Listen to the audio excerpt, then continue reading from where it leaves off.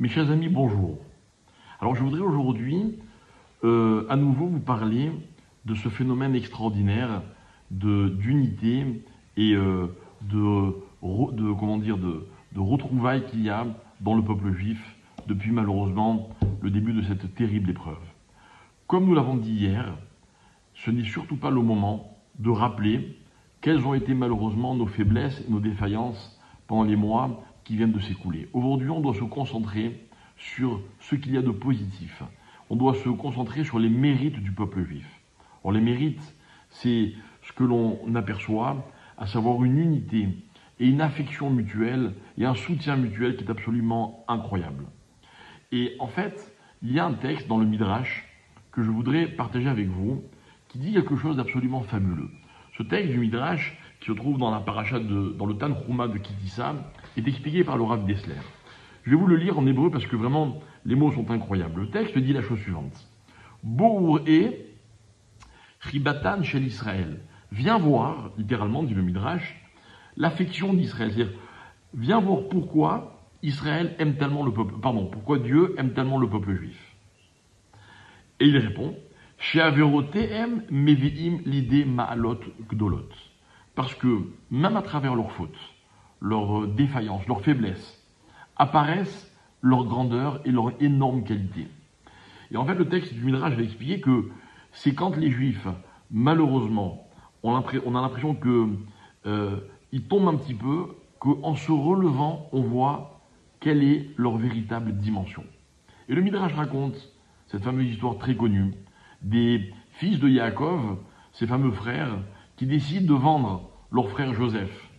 Et voilà que le texte raconte qu'ils sont attablés, ils sont en train de manger, tous assis ensemble. Yosef arrive au loin et il décide de le vendre. Alors l'un des frères propose, il dit, faisons vite le Birkat Amazon et puis après nous irons vendre Yosef. Alors Yehuda, raconte le Midrash, qui était l'un des frères les plus responsables, dit à ses frères, mais je comprends pas, on va vendre notre frère, on fait Birkat Amazon. Il ne s'agit pas de bénir Dieu, là on va au contraire le provoquer. C'est pas une bénédiction. Alors ils vont réfléchir. Ils vont peser à nouveau le pour et le contre. Et puis ils vont prendre la décision qu'ils vont prendre. Sur cette temporisation, ce temps pendant lequel ils ont réfléchi, nos maîtres disent qu'on a eu le mérite suivant. Écoutez bien. L'Égypte va connaître 7 années d'abondance, suivies de 7 années de famine dans le monde entier. Mais l'Égypte va, grâce à l'abondance qui a précédé, nourrir le monde entier. Par le mérite de cette abondance, les frères de Yosef vont descendre en Égypte et ils vont retrouver leurs frères. Et voilà que finalement, la famille, mais finalement le peuple juif, va se réunir et se retrouver. Allez comprendre quel était le mérite, alors qu'ils étaient en train de commettre une faute. Mais le Midrash continue en disant, on a vu pareil pour la faute du veau d'or. Ils ont fait un veau d'or, les juifs, et ça va entraîner une mitzvah qu'on appelle la mitzvah des shkalim, de laquelle va descendre tout le mérite des juifs de faire de la tzedaka. Vous êtes conscients, mes chers amis, de la quantité de tzedaka qu'on pourrait, additionner chez tous les juifs du monde entier, depuis l'époque du veau d'or jusqu'à aujourd'hui. C'est inimaginable. Eh bien, tout ça vient du veau d'or. Incroyable. Incroyable. Ça veut donc dire qu'en fait, malheureusement, lorsque les Juifs ne sont pas là où ils devraient être, ils prennent conscience. Et le Rav Dessler va expliquer, ils disent, en fait, ils regrettent. En fait, avant de fauter, ils savent que ce qu'ils vont faire, ils ne devraient pas le faire. Ça s'appelle la conscience, mes chers amis. La conscience juive, elle est unique au monde. Eh bien, une fois de plus, c'est ce qu'on voit. On voit des scènes incroyables. Croyez-moi, mes chers amis, je ne suis pas au front, je ne suis pas en première ligne. Je suis juste résident d'Israël. Et comme tout le monde, je suis sollicité et je vais voir à droite à gauche des gens en souffrance, mais tellement d'autres qui aident. Je vais vous donner un petit exemple incroyable, 2 petites histoires. La première, c'est qu'il y a quelques jours, un restaurateur de Tel Aviv, comme beaucoup de restaurateurs, a décidé de se mobiliser dans ses cuisines, pour envoyer de la nourriture aux soldats. Et cette histoire, je la tiens d'un autre restaurateur qui habite Jérusalem et qui est un ami à lui.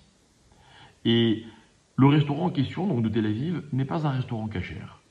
Il prépare des plats, il les envoie aux soldats, et voilà que les soldats chez qui ces plats arrivent sont apparemment religieux ou peut-être ont décidé de l'être, et ils disent, comme c'est pas cachère, on ne peut pas manger.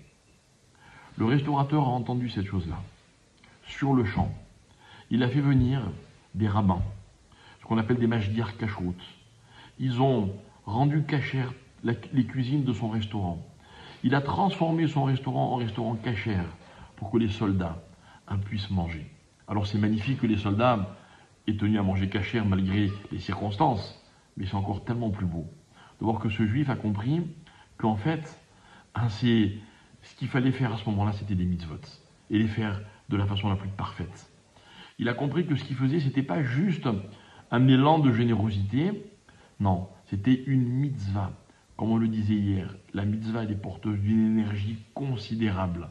Alors j'ose imaginer l'émotion de ces soldats qui n'ont pas seulement reçu à manger, qui ont reçu une manifestation, un témoignage incroyable de ce que les Juifs, en fait, au moment où il faut, ils savent faire ce qu'il faut et être là où il faut.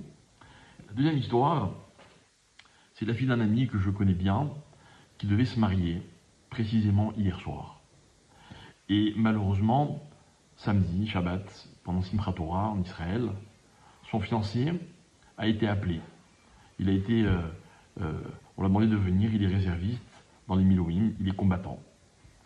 Alors il a dit à ses supérieurs, il leur a dit, mais vous savez, je suis censé me marier mercredi. Ils l'ont dit, ça ne pourra pas se faire, on est désolé.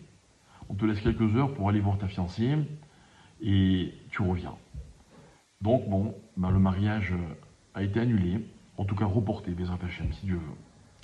Et voilà que hier après-midi, cette jeune fille, donc, qui aurait dû être Kala hier, on l'appelle de la base militaire, on lui dit, il faut que tu viennes, il y a une surprise pour toi. Donc elle va accompagnée de sa maman, et elle arrive, et tous les chayalim, tous les soldats de la division de ce jeune avaient monté comme une espèce de choupa, qui n'en était pas une, et ils ont fait comme s'il y avait un mariage, avec des discours magnifiques, avec des paroles tellement émouvantes.